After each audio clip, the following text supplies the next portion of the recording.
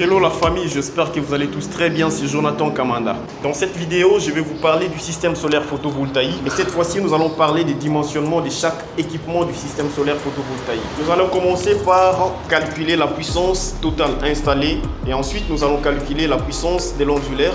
Nous allons calculer l'énergie totale à consommer. Nous allons calculer l'énergie totale à produire.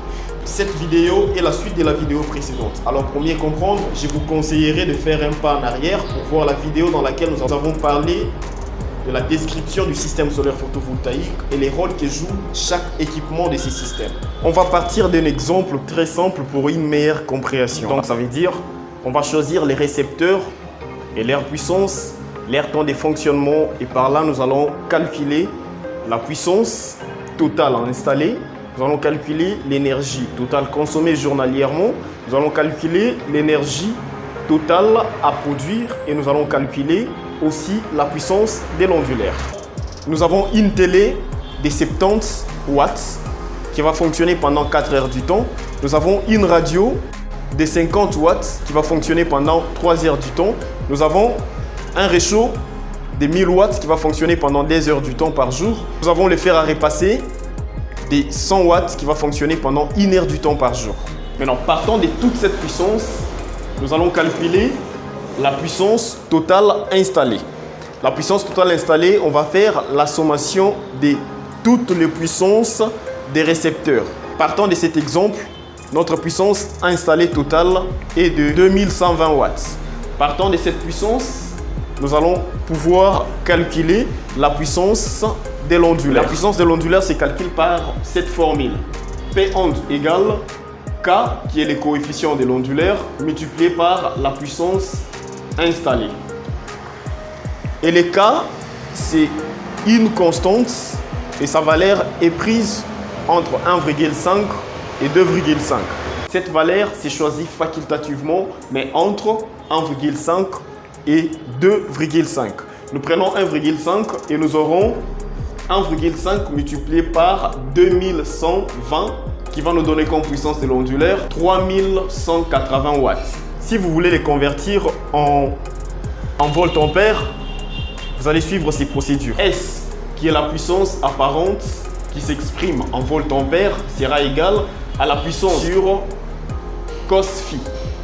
Et le cos phi égale à 0,8. En partant de cette expression, nous trouverons comme puissance de l'ondulaire égale ça. Donc, partant de cet exemple, nous allons utiliser un ondulaire de 3975 voltampères ou 3180 watts. Maintenant, nous allons calculer l'énergie totale consommée. Nous allons aussi calculer l'énergie totale à produire par jour. Pour calculer l'énergie totale consommée par jour, on va d'abord calculer l'énergie consommée par chaque récepteur journalièrement.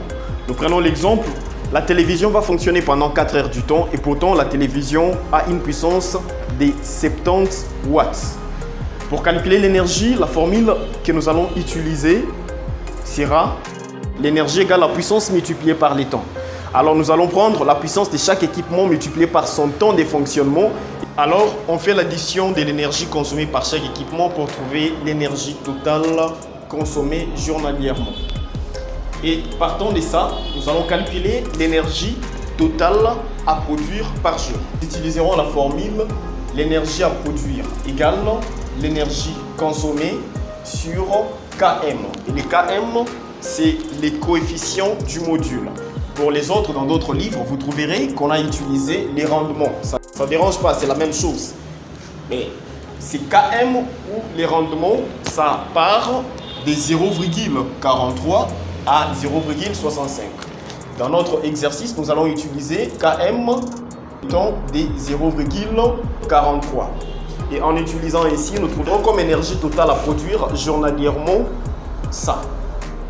C'est cette énergie à produire que nous allons devoir disponibiliser au travers de notre système solaire photovoltaïque pour faire fonctionner de manière correcte notre système solaire photovoltaïque et alimenter tous ces équipements comme il se doit.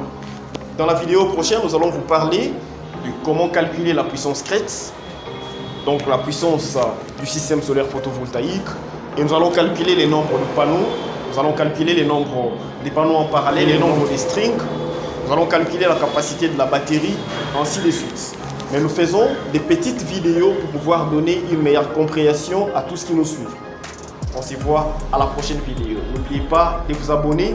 Et si cette vidéo vous a plu, veuillez me laisser un pouce bleu. Ça sera sympa de votre part.